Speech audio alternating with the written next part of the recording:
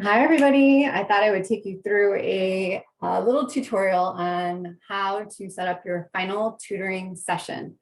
So first, make sure that your people know when your last session is coming so that they can be mentally prepared. So I'm going to talk you through a few things that we discussed in class, and then I hope this is helpful in conceptualizing how to make that a meaningful experience for you and for your person. So first, let's just review here the difference between summative and a formative assessment, just as kind of a reminder. So this has a benefit for you and for your students, and that's really something that you want to hold on to. That even though you think this is just something my professor is making me do, by the way, don't say that. You need to own your decisions in your agency when you're in these sessions. But it is for you and it is for your tutee or your student as well. Everybody needs that sort of closure and some time to reflect on what in fact they learned. So the formative assessments are you're monitoring your students' progress, you're checking for understanding, you're trying to respond to what they need. You've been doing this in all of your sessions because you watch them write, you watch their facial expressions, you can see if they're engaged, you can see what's easy for them, what's difficult for them, what they're excited about, what they're not. That's formative assessment. You're always doing that. And for the students, they are also recognizing this is a strength, this is a weakness, this is I'm improving, this is my goal, this is how I'm evaluating my learning. And so when you ask them questions, what do you think? How did this feel? What are you proud of? All of those are formative kind of things. The summative assessment, which we talked about last night, is to measure whether the student has met your learning outcomes. So at the beginning of your tutoring, you said, what do you want to work on? What do you want to get better at? Also, you noticed in their writing, this is something that I want to work on to help them get stronger, more confident. So it could be skills, it could be a genre, it could be confidence, it could just be kind of getting used to their writing life again. And it's not for helping them now, but it's helping you as a future teacher to make changes in the future. So did they learn the things that you were trying to help them do, or did they get better at the things you were practicing? And if so, yes, you continue doing that. If not, maybe you make some adjustments in how you approach things next time. I never do things the same every year. I'm always changing them because I realize I could have done that better. I could have made that clearer. Okay, but it is also for the students. So it is for your student to have a moment to see what in fact they did accomplish. And many of your people were writing a lot in every session. So they have several things that they've written in that notebook. So notice, these are things that didn't exist and would never have existed if you didn't work together. And now they have poems, they have stories, they have essays, right? You've also had some laughs, you've had some great conversations. You've learned about each other's lives. Those are all things you want to bring to the forefront to help them understand overall that they've been writing, that they've been writers, that they've been doing great things. And then they're going to understand and remember, you're going to help them remember.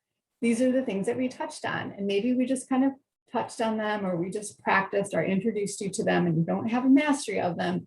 But let's remember, these are the things that you learned. So it's for you to see how they learned it and notice that you taught them something or explored something, and for them to recognize and remember that as well. So summative assessment is for you and it's for your students, okay?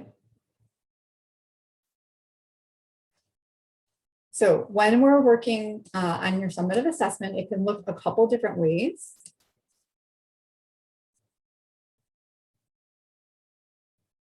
So you can do, you can create one of the rubrics, a single point rubric, or a analytic rubric or a holistic rubric for a piece of writing that they've done or that they do during your session. So maybe you do your write-in that's narrative, and then you use a rubric to see whether or not they did the narrative things that you taught. You can have them do some writing, and again, compare that writing to something that they did earlier on. And then you can say, what do you notice about how the story that you wrote 5 weeks ago is different than the story that you wrote today? What are you doing differently because we worked on narrative, or we worked on infinitives, or we looked at anaphora, or things like that. You can have them create a presentation. Maybe you want them to make something that might take a lot of time. You can have them do a portfolio. So maybe they make a table of contents out of their notebook and then reflect on that. These are some other things that you might do when you're like teaching in your own class with like a lot of people. But I think that you can have them do an exam, which is like maybe a Kahoot or a little quiz. I'm not a big fan of those, but sometimes they can be fun. And then a little self-evaluation, have them talk to you about what they notice, what they think, kind of thing. So these are all different kinds of end of the unit summative assessments that you could do. So I'm going to offer you a couple examples and one way that you could do your end of session. But you don't have to do it this way. I'm just going to show you as an option, and then you can make it your own. Okay, so for your final session, here's my suggestion for using your time together: to spend 15 minutes with the write-in, 20 minutes on the self-perception survey, 10 to 15 minutes doing a skills or concept quiz or activity, and then 5 minutes doing celebrations. This is my suggestion. So let me break it down. So for your last tutoring session, you would spend 15 minutes with your write-in. So as you've been doing, introduce the ideas. When you're introducing the ideas, again, because I know some of you aren't doing this, but I really wish you would. This is an argument mode. Say the word mode. This is an informational mode. This is a narrative mode. When you do your narrative, remember that you can have a lead with a sensory setting or action, or bring us right into dialogue. When you do an argument, remember you want to kind of start with the scenario and move on one hand, on the other hand, and give us some examples. For informational, you want to start with some sort of lead, which is similar to the argument, like setting up a purpose or the problem, and then move into a solution or a cause and move into an effect and give lots of examples and tell a story. So those are your 3 modes. Choose one. And maybe you want to have them choose one that they did at the beginning of the semester or the term.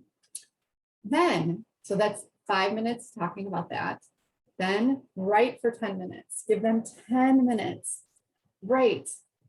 Try to give them enough time to get to the beginning, middle, and end so they could finish something, right? So, and that way, again, if you have it on your slide, all those different parts, they can keep referring back to it and keep working from beginning, middle, end. So they're going to have a full draft, 10 minutes of writing, and you're going to compare that 10 minutes of writing with something else, right?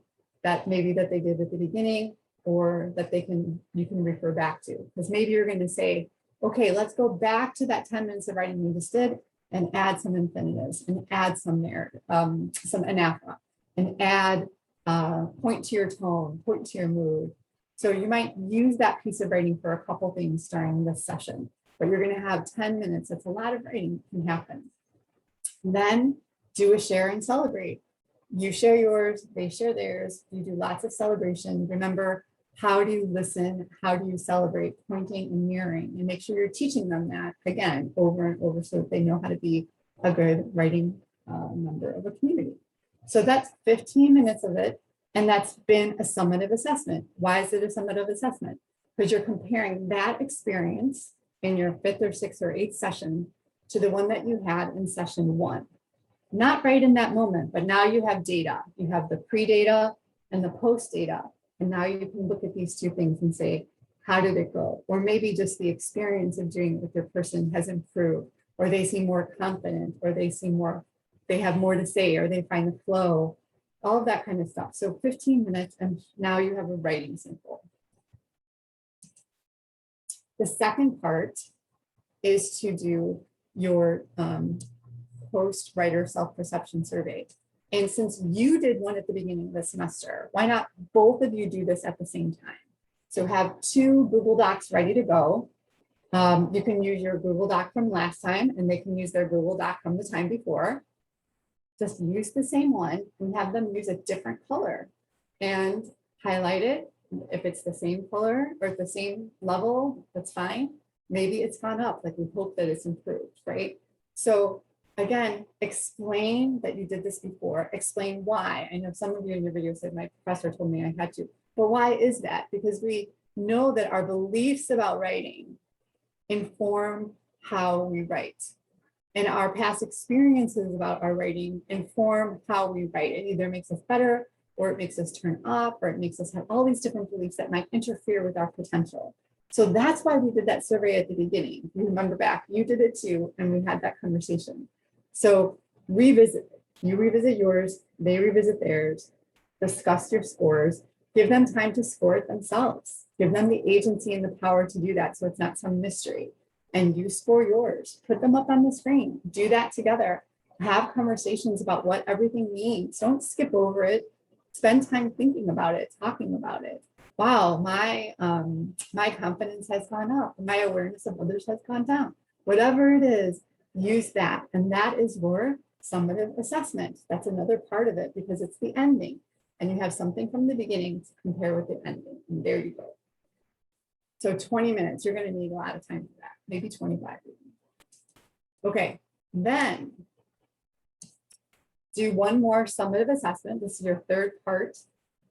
This is where you would do any of the skills that you taught or language that you taught. So you can do this a couple different ways. You can make that Google form and say, what are 3 things you want to think about when you start writing? Audience, right? Purpose, and genre, if that's what you taught them. What is an infinitive sentence? And you give them a couple options and they pick it. What's the difference between tone and mood? And you give them a couple options and they choose it. Or you might say, here's a sample. Tell me what is what. And you put that in your survey. Or you might not want to do this survey at all. And you just say, let's open up your notebook and point to some things. And you use the comment feature and ask them to annotate it. That's going back to the things that you taught them, right? Or you might say, let's just go through each week. So this week we wrote a sonnet. What do you remember about writing a sonnet? That's it. And they could label the parts and go back to it. So that's one way of doing it. But you can also put it into a survey with those kinds of questions in there, and that's great. I love that in the survey that you can also have them write. Look at that last part. End with questions about you. Give them an opportunity to evaluate you. Was I on time? Was I prepared? Was I friendly? Was I funny? What makes a good teacher? Do you think I'd be a great teacher? Or even better than anything else, to say, what advice do you have for me in becoming a teacher? And have that be one of the questions, right? Ask them, what was your favorite part about it? Or what do you remember? And those kind of questions. So any of that can go in that survey real quick. And then pull up the survey and have a conversation about it. Ask follow-up questions, try to understand some of the things that they were saying. So debrief with that. Don't just put it aside, because this is your chance to have that conversation with them. Okay, and here's the last part. It's about them. It's about them. Okay, they need your attention. They've been without a teacher. They've been without a classroom. They've been without human contact. They need your attention. It's not about you. Not about you. It's about them. And they have had this great time with you that nobody else has. And you know stuff about them that nobody else knows because you've been in that session. So tell them what you noticed about them as human beings. Tell them what you appreciate about them. Tell them what you've enjoyed about their writing. Tell them what you think is interesting about what they think about the world. Tell them that you appreciate all of these things and that they're going to be fine, that they're going to be great in college, that they're going to go on to do something wonderful. And really put it on them, and then thank them for trusting you with the experience, and tell them what they've taught you as a teacher. Let them know that they've had some impact on you, that it's been reciprocal, right? That they've helped you just like you've been trying to help them. That's why it's been sort of this mentoring situation. So I really want to encourage you to, I'm just going to go back one more time here, spend a lot of time with that write-in so they have plenty of time to get through an idea. invite them to use the language of a writer, mode, genre, leads, introductions, elaboration, figurative language, sensory language, grammar, mechanics, conventions, white space, lines, stanzas, names of the genres. Try to get them talking about these things. The self-perception, 20 minutes, might even take longer. Do it with them.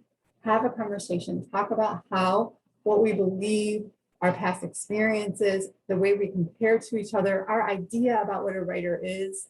So much of the way they came to you is thinking a writer is school-based literary analysis, and that's all that a writer is. And I don't like that, and therefore I'm not a writer. But you're helping them understand things in different ways. And then 10 to 15 minutes on whatever skills and concepts that you taught, and then ending with celebrations and gratitude. So friends, I hope that this has been really helpful for you. I hope that thinking about these sessions has been really great, and that you're going to have a really great time. And so I want to say one more thing before I go away, because I want to just kind of debrief with you about how to use your writer profile. So I'm just going to do that real quick.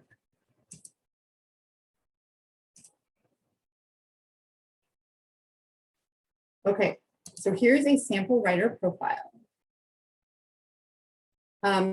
Remember that it all needs to be filled out, scores and everything, so you have something to compare it to. These, if you did not use them, just highlight them and delete. This is the snapshot, just a quick snapshot of the person.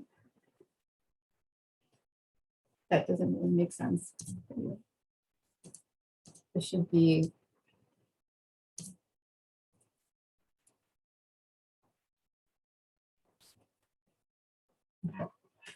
your tutoring notes. Remember that we're thinking about powerful writing pedagogy from Nadia Bahizadeh. Okay, so you have your notes here.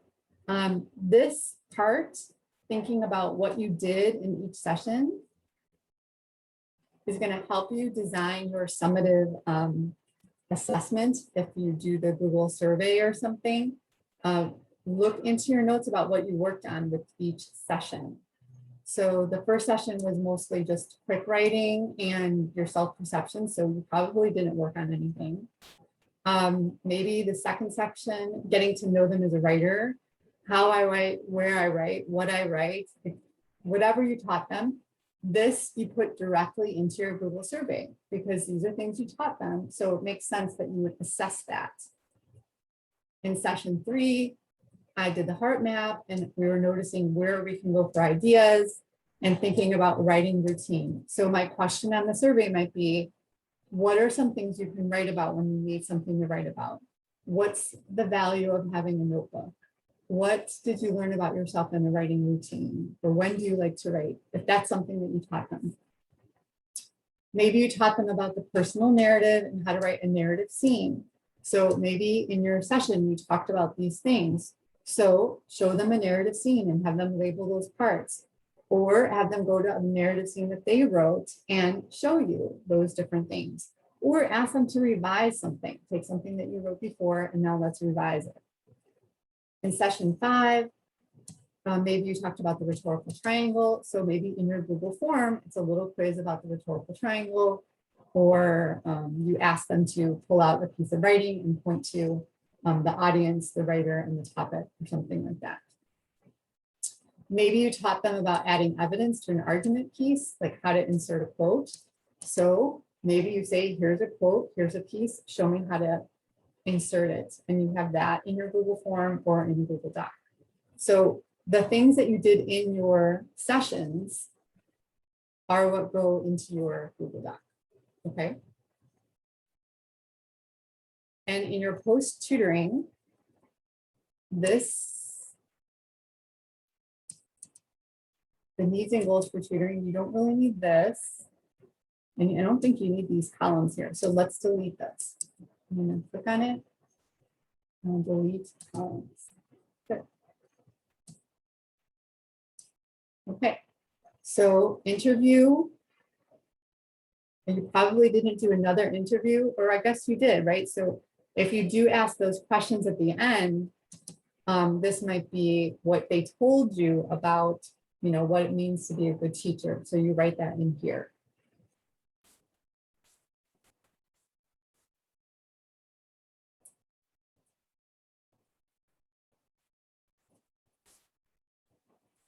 So that was the results of your thing. If the write-in was a narrative, you write this here. If the write-in that they do is analytic, you write that here. If the one that they did is informational, write it here. So you can just, let's say I don't need this one, so I'm going to delete it. And they wrote a narrative. So I'm going to say, in comparing the first narrative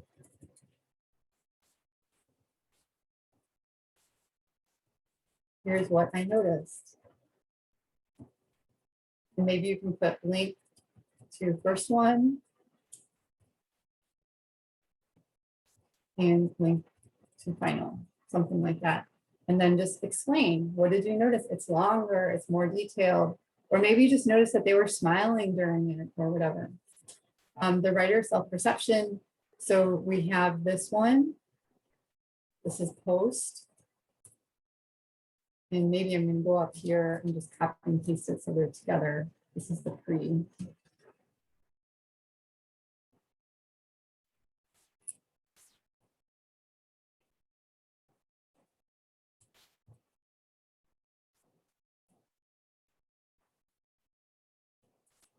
Okay. And then I'll have the post, and then I'm going to say what we noticed.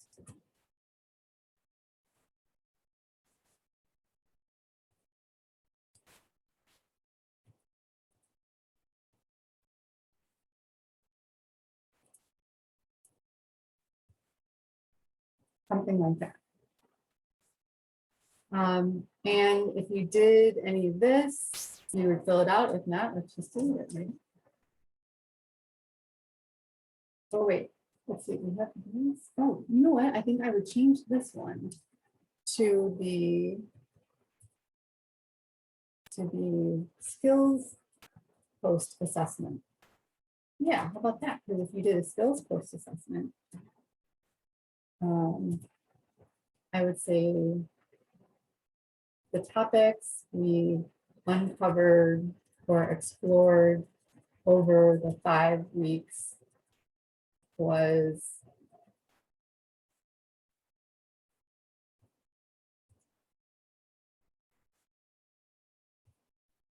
here's the form. Here's what I learned.